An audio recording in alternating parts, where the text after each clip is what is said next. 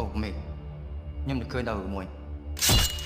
ខ្មោចតែស្លាប់ទៅហើយអាចងើបពីភ្នំមកសងសឹកវិញបានចឹងមានដែរដឹងអត់ថាសេនាមួយពុតទៅធ្លាប់ឈ្លោះគ្នាមួយណាគេអត់ពីរអ្នកហ្នឹងអត់ដែលទាស់គ្នាជាមួយអ្នកណាថ្ងៃមុនឃើញពីអ្នកឯងចូលទៅខមមិនថាឲ្យគេដែរត្រូវអត់គ្នាមានអារម្មណ៍ថាស្ដាយក្រោយដែរនឹងនៅតំអស់ចិត្តគាត់ទៅគេជេរ 45K ងាប់ដែរពីមុនឯងមិនដែលជឿរឿងអបិយជំនឿស្អីទេសូម្បីតែមើលកូនឬខ្មោចទៅឯងមិនដែលមើលផងឥឡូវមកនិយាយថាខ្មោចដេញតាមអីណាចេះតែនិយាយហ្មងយកមកគឺខ្មោចសេរីយកមកបង្ហាញខ្លួននៅមុខយើង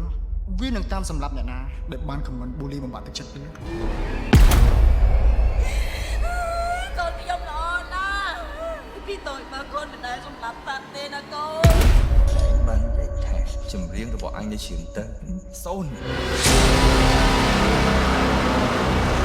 តែចប់ពេលជីវិតរបស់ឯងគួរឲ្យប្រមាថភាពរបស់